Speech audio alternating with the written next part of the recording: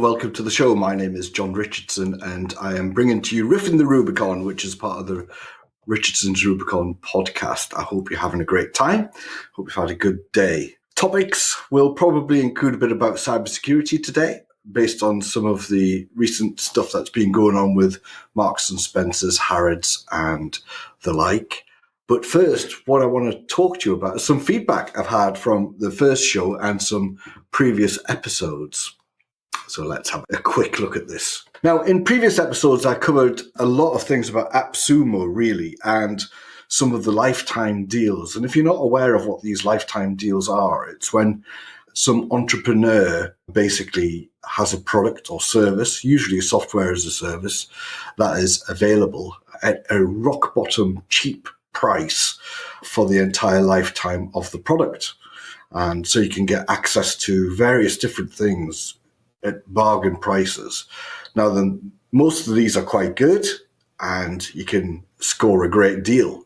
But some of them are a little bit fly by night, let's put it that way. And you can see that in a previous episode in season 3 season 3 of the show. And there's one in particular called AppSumo, and that goes into some details. So Emma from London says, that part about lifetime deals was pretty cool. Do you reckon it's smart to keep jumping on these new products, or is it just a gamble? Like I say, most of the time they're not products, they're software as a service, and it is very much a gamble. I would say that over the last couple of years, the quality of some of these services has dwindled somewhat. And you'll be hard pushed to find one that doesn't have AI in it somewhere as well. And the problem with that is the running costs with AI associated material. So you got to look at it and think, if they're going to bloat this up with, I don't know, let me just get the microphone sorted. If they're going to bloat this up with, lots of lifetime deals, where are they going to get their revenue from when the costs are usually going to be ongoing costs? So that would affect let's not put too fine a point on it, the lifetime of the deal itself. In itself, it would be, a short lifespan for the software service if they're not covering their costs. So is it smart to keep jumping on these, or is it just a gamble? It's smart to jump on the good ones, and you'd have to do some careful thinking about which ones are the good ones. And it is definitely very much a gamble, I would say. Mind you, I think AppSumo have started to do quite a bit with regard to tidying up their software offerings at the moment. So they've done a really good job. I might go into that later on because I know someone else has asked a question specifically around that. Ryan from Edinburgh. The visitor levy stuff is wild. Any chance they might actually listen to local business, or is it all just politics? Edinburgh, where you come from, Ryan, is obviously a hotspot for the government, the Scottish government, to keep on trying these new tourist-related things, such as the short-term lets licensing scheme and the visitor levy. And you're right, the visitor levy stuff is wild. It makes Scotland one of the most expensive places in Europe, if not the world, for tourist tax, when it really isn't a tourist tax. Oh, someone's in the chat. Yeah, so basically, listen, I think what's happened is there's been a lot of campaigns at the moment really against the visitor levy. And as a result of that, they're now switching the talk to a tiered flat rate levy instead, with exemptions. So whether that is including exemptions for local people or not is unclear, or for pregnant ladies who need to stay for a fortnight close to a hospital in Glasgow, for example, when they would normally live on the islands or highlands. It's not clear yet what they're going to be doing. But seeing as the conversation has shifted somewhat, it might actually be an indicator that they're climbing down or preparing to climb down from the percentage-based levy. But who knows? We might have to keep the pressure on for that. Chloe from Manchester. She liked the story about the Turkish town getting high. Got any more weird stories like that? Yes, I do. Not right to hand though, but I do have them. Someone's been delving through my back catalogue. Liam from Glasgow, another Scottish following here. With your ITIL background, how do you see ITIL changing? Is it going to keep up or is it old news? Where do I start on this? Because ITIL's been around for ages and it literally is just best practice. That's what it is. And it's been documented and proceduralized. But the idea of best practice has been around for donkeys. ITIL has evolved. Whilst I was doing my ITIL courses, and after I'd achieved several of the certifications, it changed to ITIL 3, I think it was. I'm not sure what version it's on now, but I do know it's changing constantly. And one of the main drivers for that would be the kind of like the related technologies, I suppose. That's what's changing on there. So yeah, I will see it. And it's not going to be old news. There will always be a best practice thing. I think the risk, though, to ITIL is where it's quite clear that CEOs, directors, those sorts of people, some of them, in fact, not just them, I think it's really marketing, sales, those departments tend to think they're above the IT department and tend to put a lot of pressure on the IT department to forego best practice and just get stuff done. And I think that's the main risk to ITIL. Anyone who is in charge of, when I say in charge, anyone who's running the governance side in IT needs to be fairly high up. I've seen it and experienced where the ITIL person is seen as pretty much an advisor rather than sitting anywhere near the board. It really should be a person that's high up. So in terms of, is it going to keep up or is it old news? It depends. It depends on how serious companies are taking ITIL.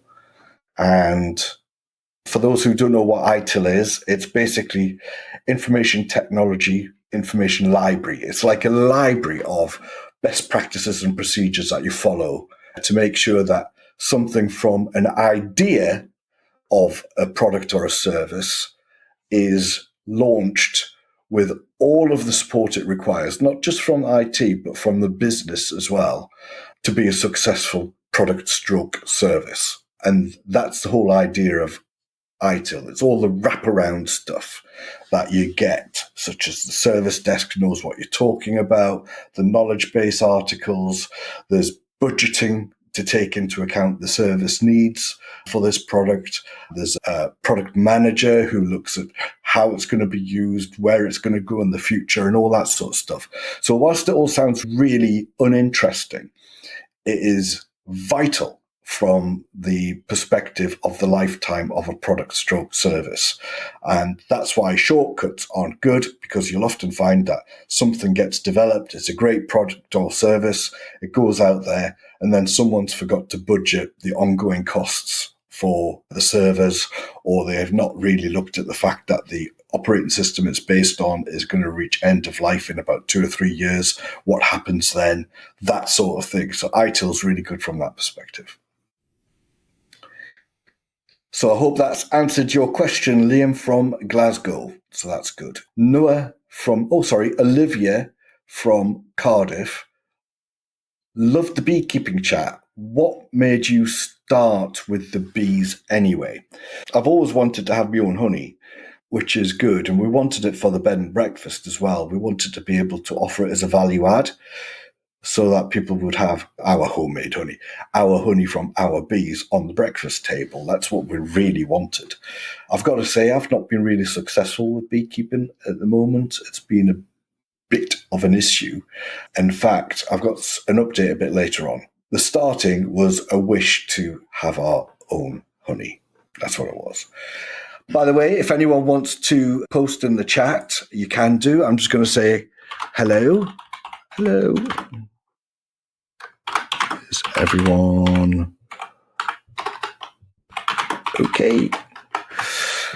Feel free to say hi in the chat and ask any questions in there as well. I'll be only too happy to take them. Noah from Birmingham, the Blue Sky verification chat. Will other sites catch on with the domain thing? Interesting you should say that, because Blue Sky have changed or added to their verification now, and they're going along the lines of the same sort of blue tick methodology that X once had. So that's interesting. This is water, by the way. I'm really dry. I don't know about anyone else, but the weather's been absolutely fantastic. It's been amazing, but it's thirsty work. Hold on a second.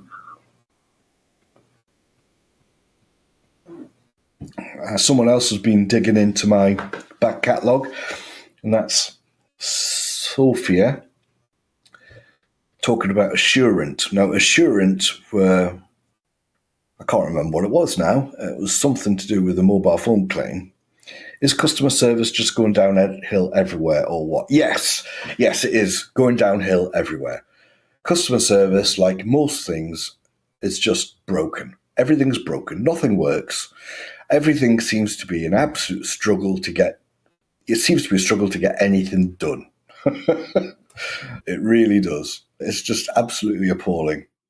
And it's frustrating as well with the rise of AI, because now instead of speaking to a script, you're speaking to something that is probably going to hallucinate on you as well. Just bring back people who are well trained, who speak the language. That would be a great start. And actually, the other element of that would be for a company to actually want to offer great customer service. I think many are in it and see it as just a first-line defense against complaints, rather than what it is, which is a rich mine for free improvement suggestions. That's what it actually is, not a first-line defense. And I'm nearly at the end of these now, you'll be pleased to hear. In fact, I'll take a break from these at the moment. And what I'm going to do is I'm going to open up the lines so that basically you can call in. Now then, just bear with me a sec. I'm just going to... there we go. I'm just going to post in chat the guest guide and give you that.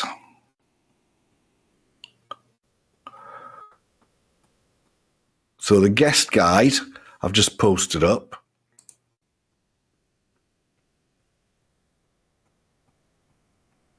And I can't seem to... Yep, there it is. And I'm now going to send you the invite link to take part. What you would need to do is basically click on the link, and it places you in like a room. It asks you for permissions to use your camera and your audio, which is like what you got to do. And then basically it places you in a room where I can say, what do you want to talk about? And then you tell me what you want to talk about, and then we'll go from there. So there we go. That's the link. Ooh. Spelt it kink. That's the link to take part.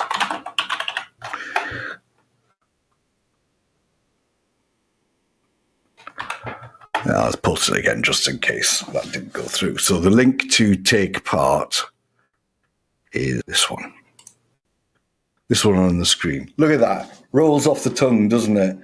Wave video live RBell R9 2Z 9R. It ends in HF, basically. It ends in HF. That's the one to actually take part in the show. So if you want to take part in the show and just have a chat, you're very welcome to do. Those lines are now open, which is great stuff. You can now call into the show. Use the link in the show chat. You'll be queued and have a private room with John and the other guests. And before you know it, you'll be live on the show. Make sure your optional camera and necessary microphone are ready. Use headphones if you have them. Be clothed. We'll see you soon. Click that link now.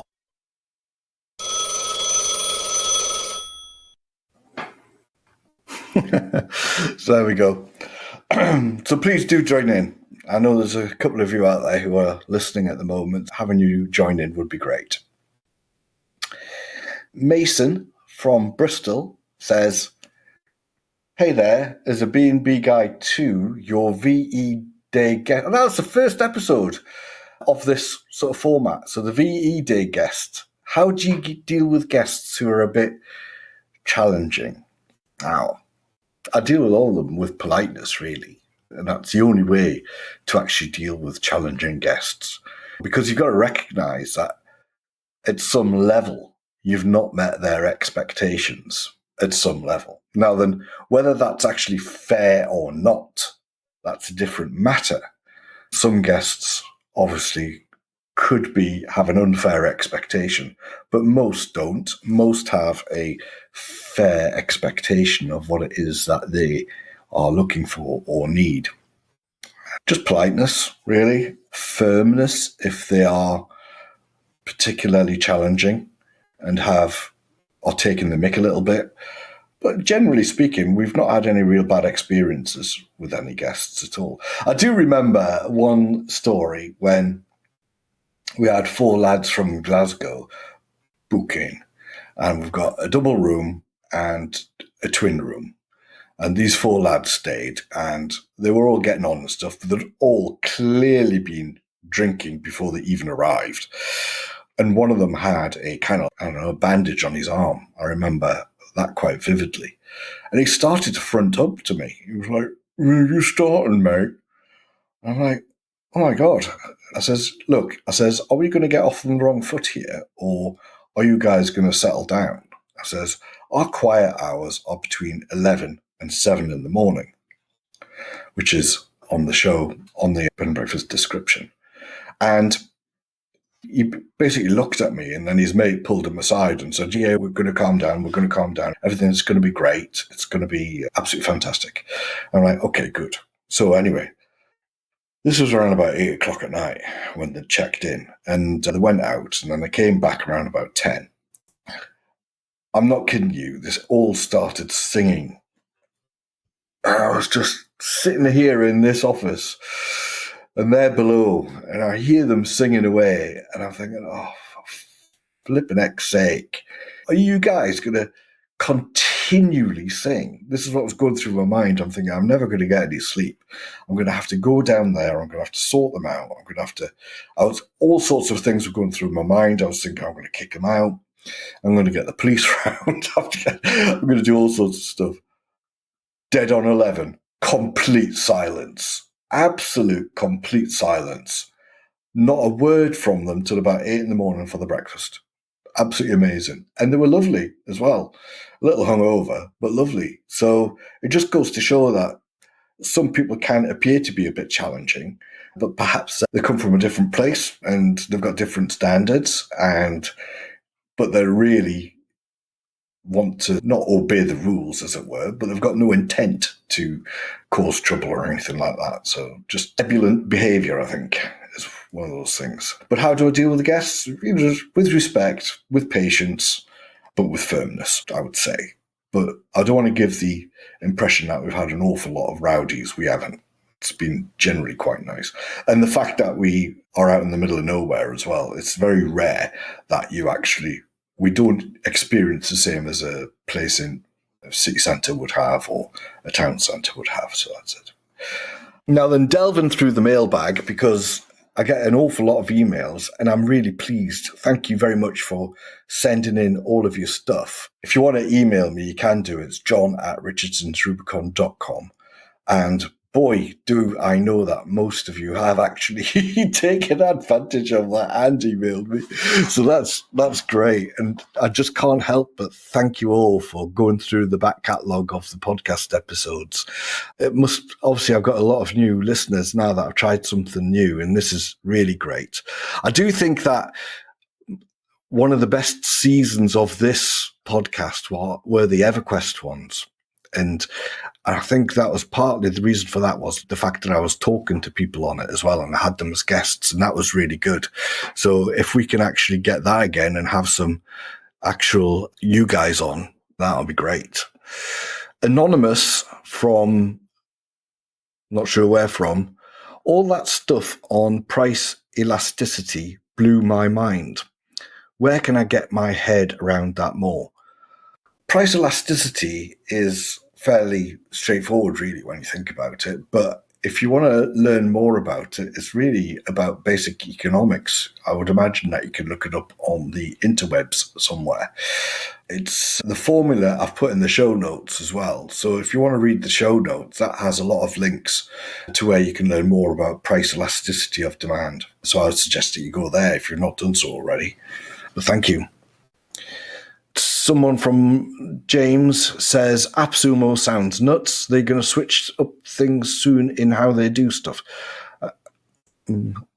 AppSumo sounds nuts. Think they're going to switch things up soon in how they do stuff. I think they already have. They've started to put some financial background on the people who are running the particular AppSumo deals, and they've got a thing called like a buyer protection plan as well, various tiers of that depending on whether you subscribe to their services or not, and for various times. The big one for me was sessions. I saw that as a fantastic AppSumo deal, and I went all in on that one. And it was a great shame that the founder turned out to be not as good as he thought he was at business. Obviously, he had his challenges and stuff, but it was just incredible to see the fact it all just fell apart so very quickly, which was a real shame. It was a really great product as well. Really great product. But I did get some of that refunded. I got like half refunded due to the fact I wasn't a AppSumo premium customer. I can't remember what it's called, but anyway. But I got half anyway. Ava, the Rubicon show sounds neat. Are you planning to let folks call in live anytime soon? Yes, now. You can call in now. Do it. Call in now. The link is in the chat. All you got to do is call in now. So please do. Just click that link and join in. That'd be great. Thank you. So every episode is going to be a case of being able to call in. That's good. Visitor levy chat was good. Anything good that might come out of it that might help locals? Don't know. Wait and see. I think is the best option on that one, Henry. And I can't make out the name on this one. I do apologize. I've obviously transcribed it wrong. But your podcast covers a lot of ground. It does. And I don't know whether that's a good thing or a bad thing, in all fairness. And the reason I'm saying that is because I found that a niche podcast really does get a good number of listeners. You get a fan base quite quickly. And I did that with the Starfleet Comms podcast when it was all about EVE Online. And what we used to do on that one, we used to read out the dev notes, and it was me and a chap called Noise and a couple of others. And we used to discuss the impact of the dev notes on the game and things like that, and have a good laugh doing it as well. And we also did a audio drama loosely based on EVE Online as well.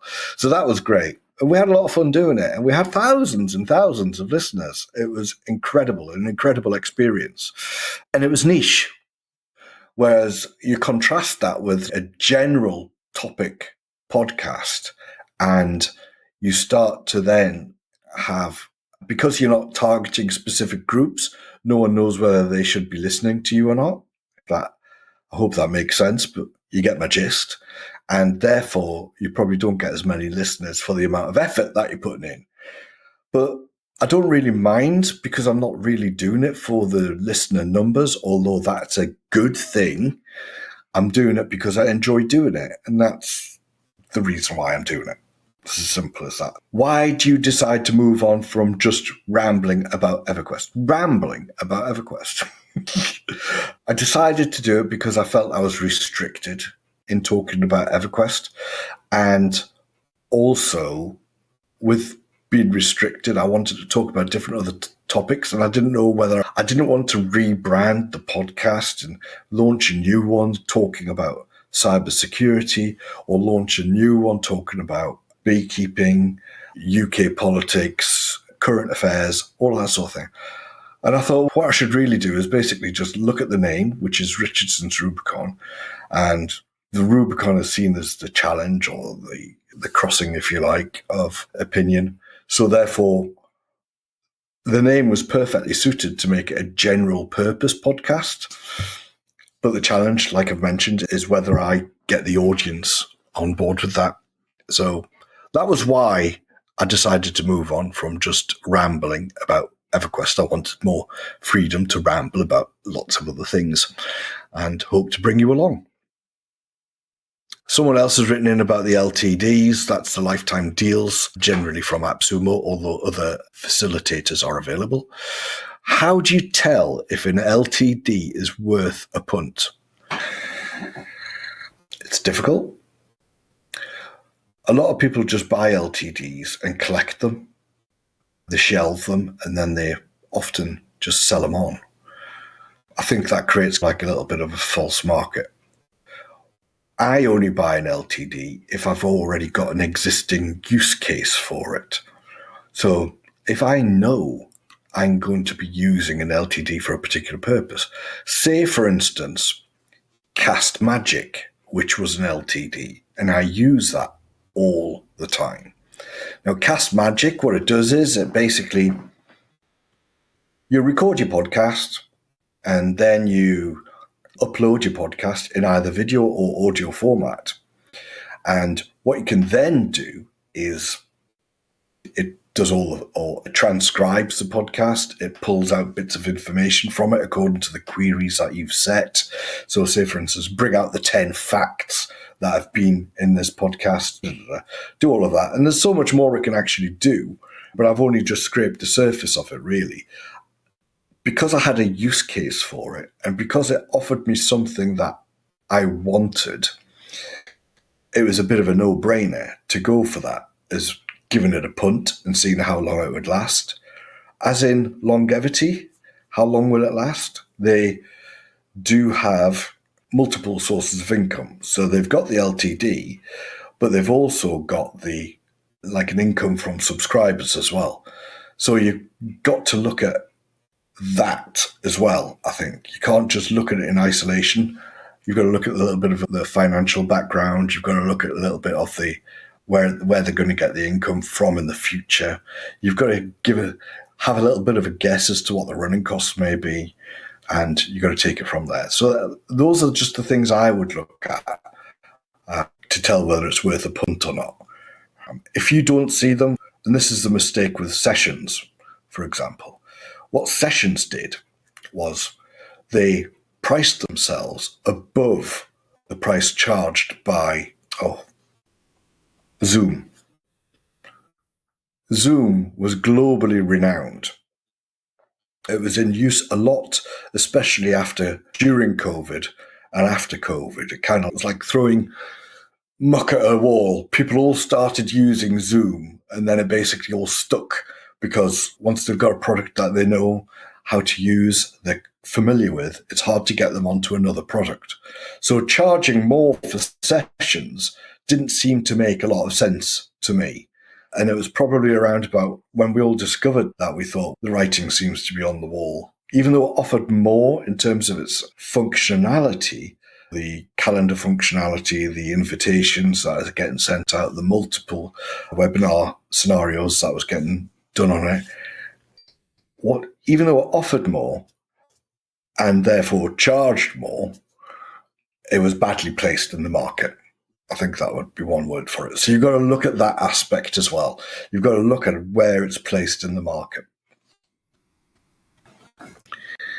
This is Ethan from I'll get on to the other stuff in a minute. I'll get on to this cybersecurity stuff where it relates to an organization called Scattered Spider. But yeah, I'll get on to that in just a second. So thinking about the visitor levy, what can smaller tourist spots do to make it through this mess? Well, seeing as the visitor levy in Scotland is being driven by the local authorities, and the Scottish government has ostensibly washed its hands of the matter, because all they did was produce the legislation according to what people wanted, which is false, by the way. It's not what people want. It's what this small group of people they consulted with talked about. And that group of people seemed to have an idea that bed and breakfasts and other places like that are removing housing from the housing market, which couldn't be further from the truth, actually. But anyway, they had their axe to grind and legislation went in, and now the entire tourism industry is up in arms against the Scottish government, really. And the local authorities are the ones that are actually implementing these things and doing the consultations. So I would say, back to the question, what can smaller tourist spots do to make it through this mess is organise. You've got to organise. You've got to basically get together and come up with a campaign against the visitor levy in its current form, where it's percentage based, because that's the real problem. And you've got to come to a consensus as to what it is that you want. And you've got to basically then run the campaign and influence as many people as you can to come to the similar conclusions as yourselves. That's what you've got to do. Join in with bigger ones as well. And I was hoping there would be a national campaign. Unfortunately, that didn't occur, although there is a Facebook group that has become Scotland's or Scottish Visitor Levy campaign group. I'm not sure everyone from Scotland has taken part in that. I know the Argyll and Bute one was pretty much on its own and did its own thing because it was one of the first. There was a Highland one, and because they're rolling it out to separate counties at separate times, it's kind of like a divide and conquer going on. So that's why it's important for everybody to group together and organise. Blue Sky chat was thought-provoking. Do you think it could take down the big social media guys? I'm not sure. I don't think it has enough impetus yet, despite what is happening. I think there's a steady trickle of users on Blue Sky. I think it's around about 33 million at the moment, compared to, I don't know, 500 million on X. But it really needs... There was a worldwide event, wasn't there, when people moved across from X to Blue Sky. And I think we need something like that happening again. Acting Mr. Musk does, you would have thought there'd be a lot more people drifting across from X to Blue Sky. But I think it's one of those things where people are going on to Threads because they've got an Instagram account and a Facebook account, so therefore going to Threads seems to be a bit of a no-brainer for them. Although it's still got a worrying, what's the word? Algorithm. That's the word. It's got I think it's still got issues with the algorithm on Threads. And I don't want to put all my eggs in one basket because I haven't got a lot of faith in, what's his face? The guy who runs Facebook. I can't remember his name. Oh my God. Plastic face. Bit like Data off Star Trek Next Generation. Can't remember his name. But anyway, I've not got a lot of faith in him. I think that the nature of Blue Sky is a lot better. I think it's less fiddly than Mastodon. So, yeah, I think Blue Sky is an alternative, and I think that it might need some event to have a third wave of people drift across to Blue Sky. I'm on it, and that's all I post on now. I post across multiple social media platforms. We've only got, I think, 9 followers on Facebook, right? 9. I've got, 200 on Threads. I've got about the same on this platform, Blue Sky, and I've got, about 1,500 or so on X. So I do post across all of them, but my interactions are more on Blue Sky than they are on the other platforms. So there we go. I don't think it will take down the big social media guys, so I think there's a bit of a journey to go there. Lily from Cambridge. John, how on earth do you juggle a bee, podcasting and your hobbies? Share your secrets. I think that's an understanding husband who basically frees up some of my time to allow me to do that. So yeah, that's all. Oh, wow, this one's from the States. So this is a chap called Jack from the States. I got to know, should companies be upfront about LTD risks, or is it all buyer beware? So you're talking about the entrepreneurs who are selling the LTDs. In a perfect world, they should be upfront about the LTD risks, but at the end of the day, they're selling. So I think it's buyer beware. It's always been buyer beware. And I just think you got to do your own due diligence on these product stroke services. But in an ideal world, they would point out things that aren't going great. I think that should be something that they do. That's not going to happen, though. And last one, that's about 20 I've done. It's 40 minutes into the show. So if you do want to write in, please do, john@richardsonsrubicon.com. And of course, the lines are open. I'll just go into this one in a minute. I'm just going to actually play a little video clip just at You can now call into the show. Use the link in the show chat. You'll be queued and have a private room with John and the other guests. And before you know it, you'll be live on the show. Make sure your optional camera and necessary microphone are ready. Use headphones if you have them. Be clothed. We'll see you soon. Click that link now. I can see a lot of you in there and watching, but no one is tempted to take part yet. I know, I'm not that scary, honest. Right, so this is Grace, and she says, the beekeeping stuff is so interesting. Ever thought about doing a full episode just on bees? Now then, I could do a full season about bees. That's how interesting and complex it is. But I would be going down that niche route again. So I'm not going to quite do that. But I am going to mention a little bit about the bees. And I'm just going to mention a little bit for you, Grace, about my current situation with the bees. Now, I did have I've got 2 hives with 2 colonies. 2 colonies went into winter. And I mentioned on the last episode that only 1 colony came out alive. And unfortunately, it seems that colony is weakened somewhat and they're perishing. And there's not a lot I can do about it because I've not got a lot of bees. There's not a lot of bees in the colony. They wouldn't be able to maintain the temperature of the brood, as in the eggs and the larvae. And what I've done is I've reduced the size of, I've put them in a nucleus now, which instead of an actual hive brood box, so there's a smaller, more compact space for them.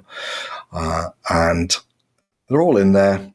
I've fed them sugar syrup, that's on the top, and I'm just letting them get on with it. And if they pull through, happy days. If they don't, then it looks like I'm going to have to be catching a swarm. And so I'll be doing that soon, and I might update you on that on the next episode. But right now, I'm going to go on to the cybersecurity attacks. These attacks that have taken place on Harrods, with the other ones, the Co-op, for example, and Marks and Spencer's, they seem to be done or being performed by one particular group. They're not state-sponsored, right? This group are cyber criminals, basically. And it's a group called Scattered Spider. It's known by various different names like Octo Tempest, Octopus, Star Fraud, Scatter Swine, loads of different names. They're mainly English speaking. They're mainly young, late teens, early 20s, and based in the UK and the US. That's who they are. They operate a loose network rather than take part in a formal organization, but they do coordinate via forums, Telegram and Discord and all sorts of things like that. like anyone else, really. They do communicate through those methods. These are not an ethical hacking group like white hat hackers or grey hat hackers. They are all there for financial extortion, and they're a black hat group. That's what they are. That's how you call them. Now then, they have been associated with a number of attacks. They've been associated with attacks on Twilio, which is like a cloud communications firm. And it was really performed by a social engineering attack on the staff, basically. MGM Resorts was another place that they attacked, where again, it was social engineering. They impersonated an MGM employee to the help desk, bypassed multi-factor authentication. They accessed MGM's Okta tenant as a super admin and created a different federation and enabled single sign-on access. So basically, there was a lot of stuff went on there, and that was a $100 million loss, 36-hour outage, and lots of class action suits since. So that was back in September 2023. The Twilio one was January 2022. Caesars Entertainment was also attacked in August 23. Again, an outsourced IT vendor's help desk was tricked into granting access. That was voice phishing, and it led to all sorts of stuff. Caesars reportedly paid a 15 million ransom. The Clorox company, they didn't name the attacker, but it was suspected that it was Scattered Spider due to similar ransomware being used. MoneyGram, which was a data breach. Transport for London, that was an ongoing cybersecurity incident. That was mid-2024. Details are limited, but UK law enforcement arrested a 17-year-old who was tied to the MGM hack. So this suggests Scattered Spider's tactics were used on TfL IT vendors. Marks and Spencer's, April 2025, reportedly some customer data was stolen, and there are links to Scattered Spider there. Similar with the Co-op Group, they stole the Active Directory database, which has got 20 million member records details as well. And the Co-op is rebuilding systems with Microsoft's help. And Harrods was done by Dragon Falls criminals who align with Scattered Spider tactics. So a lot of these attacks took place by using social engineering, and that is the main method by which they do it. They didn't really have to do anything technical to gain access to the systems. They basically just had to trick people into giving them access to the systems, which is interesting. SIM swap is another thing that you need to look at as well. SIM swap is when what they've done is they've convinced the mobile carrier to redirect a number, if you like, to a new SIM. So when one-time passwords are being sent to gain access to a system, instead of being sent to the correct phone, it's been sent to the phone where the SIM swap has taken place, and they have now got access to all of that information. How do you protect yourself? Firstly, what I want to do is on the BBC website, they kind of downplayed the Marks and Spencer's attack, saying, and you'll see this all the time, they downplay the attacks and they say things like, oh, no customer details were taken, everything's okay. No, not everything is okay at all, because what happens is, even if a small amount of data is taken that relates to customers, then you would be naive in the extreme if you didn't think that these were being sold on and combined with other related data to build up a profile on people so that they can actually perform further social engineering attacks. So that is what tends to happen when they might just get a partial picture, but they're able then to piece it all together and form a fuller picture, and therefore launch convincing social engineering stroke phishing scams against targeted individuals. What should happen, or what you could do to protect yourself in future? The time of the password is gone, really. The password is not something that we could rely on all the time now due to the reset methodologies that are in there. For example, someone could hijack your email and you could reset your password a million times and someone could still beat you to it. They could SIM swap your phone, for example, and the one-time password that goes through your phone through multi-factor authentication basically could be at risk. The best way is using something like a authenticating service, such as Authy or Google Authenticator or something like that, because you generally tend to have that on your own device. And with it being on your own device,